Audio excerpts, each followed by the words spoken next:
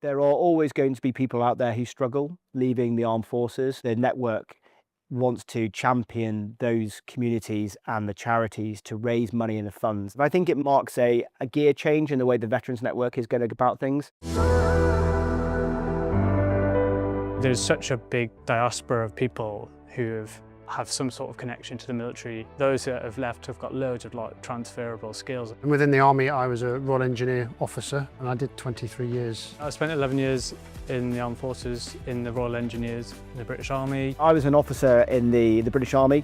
I served for 14 years. I actually was medically discharged from the military. I suffered a cardiac arrest in 2017, so very quickly had to find another force of employment, and luckily Sage was there and I came through the Pathways programme, which helps people get into tech. I know that veterans, it can be challenging to move from armed services through into the civilian world. And so what we wanted to do is bring together the veteran community, not just for veterans, but for family members of veterans, of which there are more, to champion those people in Sage. That's what the Veterans Network is all about. For me, the soft skills, leadership, how to pull an ad hoc team together to achieve an objective is probably one of the key things that we bring. Discipline, selfless commitment, loyalty, integrity, respect for others. These are kind of ingrained in us as servicemen and women. In the early days, I made the mistake of almost trying to morph myself into a civilian, when actually I think what my team have helped me do is say, well, actually, no, the skills you bring from the services,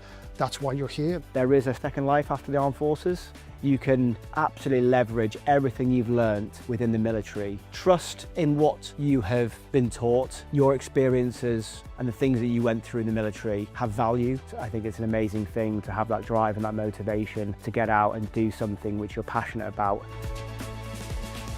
And I'd always wanted to walk Hadrian's Wall, but I didn't have 3 or 4 days to do it, so I thought, well, maybe why don't we just do it in one day and then do it for a really good charity and cause, which they're not forgotten. We thought, well, actually, what an amazing vehicle to put veterans within Sage on the map, sort of advertise the fact that our network and who we are. But secondly, and more importantly for me, is help raise money for an incredible charity, the Not Forgotten Charity, which are having a huge impact across 10,000 ex-servicemen and women who have struggled with that transition. We've tracked it down to about 106 kilometres and it's running from the Carlisle section to Newcastle Quayside. There's 4 of us who are doing now 106 kilometres, but we've got just under 20 colleagues who are going to come and join us for the middle wall section. From a personal perspective, it represents me kind of doggedly not giving in and just kind of saying I can still do these things. Team members around me are going to motivate me to keep going because you don't want to let them down and you need the support, the camaraderie, and that's what the military teach you. It's about the team.